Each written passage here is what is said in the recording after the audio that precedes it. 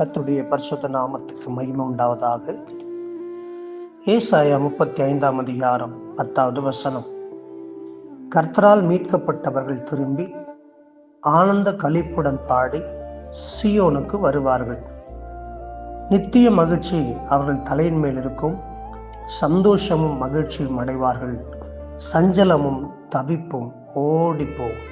ஆம் தேவ பிள்ளைகளை, இந்த சத்தத்தை கேட்டுக்கொண்டிருக்கிற அந்த வேளையிலே அநேக காரியங்களை குறித்து சஞ்சலப்பட்டு கொண்டிருக்கிறீர்களோ, தவிர்த்து கொண்டிருக்கிறீர்களோ.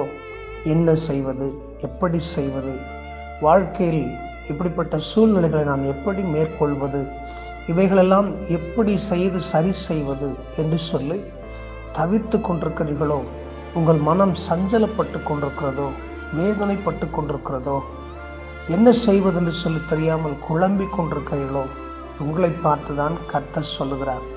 வேத வசனம் இவ்வளவாய் சொல்லுகிறது, கர்த்தரால் மீட்கப்பட்டவர்கள் ஆனந்த களிப்புடன் பாடுவார்கள் என்று சொல்லி. ஆம், இன்றைக்கு உங்கள் சஞ்சலங்களை ஆசீர்வாதமாக, உங்கள் தவிப்பை மகிழ்ச்சியாக கர்த்தர் மாற்றுவாராக. இன்றைக்கு இயேசு உங்கள் வாழ்க்கையில் ஒரு பெரிய ஆனந்தத்தையும், ஒரு பெரிய மகிழ்ச்சியும், பெரிய அபிஷேகத்தையும் தந்து வாழ்நாள் முழுவதும் கர்த்தர் உங்களையும் என்னையும் ஆசீர்வதிப்பாராக. God bless you. ஆமென்.